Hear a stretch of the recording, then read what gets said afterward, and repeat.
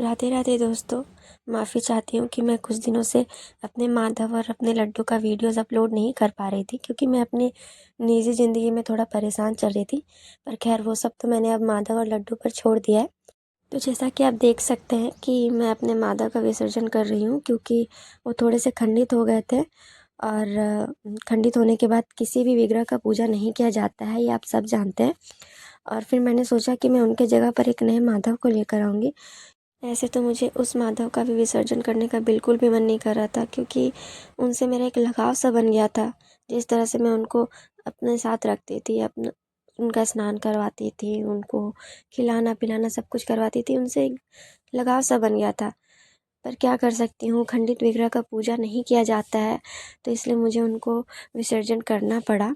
उनके जगह मैंने जिस माधव को लाया था, मैंने उनको अपने घर में स्थापित करने के लिए पहले उनको पंचामृत से स्नान करवाया। दूध, दही, घी, मधु और गंगा जल से मैंने उनको स्नान करवा करके उनको अच्छे से तैयार किया, और तैयार करने के बाद मैंने उनको अपने घर में स्थापित किया था। जैसा कि आप देख सकते हैं, अभी मैं उनको इत्र लगा रही हूँ स्नान करवाने के बाद। आप सभी जानते हैं कि लड्डू गोपाल को इत्र कितना प्रिय है। तो देखिए कितने प्यारे लग रहे हैं मेरे लड्डू गोपाल, लग रहे हैं ना। ऐसे आप लोगों को पता है, लड्डू गोपाल भी अपने भक्तों के साथ बहुत खेलते हैं। उनको जब मैं ये पोशाक पहना रही थी ना, वो बिल्कुल भी पहनने नहीं खोज रहे थे। बहुत ही टाइट हो रहा था उनको, पर पता नहीं किसी तरह मैंने उनको पहनाया। बाद में मैं उनके लिए एक बड़ा पोशाक ले आऊँगी। ये देखिए, उनके गले की ये माला देखिए। ऐसे मैंने बहुत खोजा, पर मुझे कुछ खास मिल नहीं रहा था। तो जो भी मुझे मिला मैं लेते आ गई साथ में। मैं बाद में उनके लिए या तो ऑनलाइन ऑर्डर कर लूँगी, या फिर बाद में मार्केट में जाके देखूँगी, क्योंकि उस टाइम पे क्या हो रहा था ना, अच्छे अच्छे वैराइटीज़ के ज्वेलरीज़ मिल नहीं रहे थे। तो मुझे जो थोड़ा मोड़ा अच्छा लगा मैं लेकर आ गई हूँ। उनको अच्छे से स्नान करा कर, इत्र लगा कर के जब मैंने उनको तैयार किया, तो उनका जो लुक लग रहा था ना, वो देख कर ही आप मनमोहित हो जाएंगे। उनको मैंने जिस तरीके से तैयार किया, मेरे साथ में मेरे कुछ दोस्त भी थे, वो सब भी देख कर के बोल रहे थे कि वाह, तुम्हारे लड्डू गोपाल कितने क्यूट लग रहे हैं। देखिए आप भी कितने क्यूट लग रहे हैं ना मेरे लड्डू गोपाल। उसके बाद मैंने उनको भोग लगाया। भोग लगाने के लिए ऐसे तो स्टार्टिंग में मैंने उनको मिश्री और फल से भोग लगा दिया था, बट बाद में मैंने सोचा था कि मैं उनको कुछ और भी भोग लगाऊंगी। पहले मैं दोनों लड्डू गोपाल को खिला लेती हूँ, कुछ भोग लगा लेती हूँ, क्योंकि बहुत लेट हो गया था ये सारा कुछ करते करते।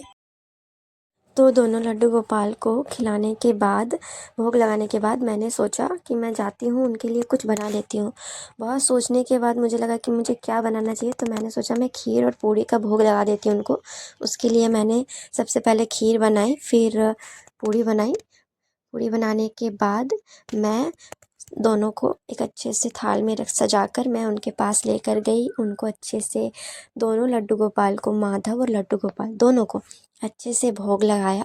भोग लगाने के बाद मैं उनके सामने बैठी रही, थोड़ी देर उनको निहारा। उनका लुक ही इतना अच्छा लग रहा था कि वहाँ से जाने का मन ही नहीं कर रहा था। फिर उनके साथ बैठकर मैंने बहुत सारी बातें की, जो भी मुझे परेशानियाँ हो रही थी उनको भी बतलाया, ताकि मेरा मन थोड़ा हल्का हो सके। क्या होता है ना, उनसे बात करने के बाद ऐसा लगता है कि कुछ कुछ परेशानी है ही नहीं हम लोगों के पास।